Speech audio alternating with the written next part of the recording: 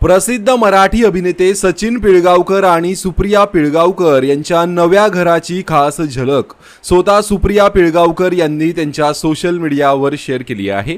अभिनेते सचिन पिळगावकर आणि सुप्रिया पिळगावकर यांनी कोकणात निसर्गाच्या सानिध्यात निसर्गाच्या जवळ असलेलं घर बांधण्याचा निर्णय घेतला आहे आणि सध्या त्यांच्या या नवीन घराचं काम सुरू आहे।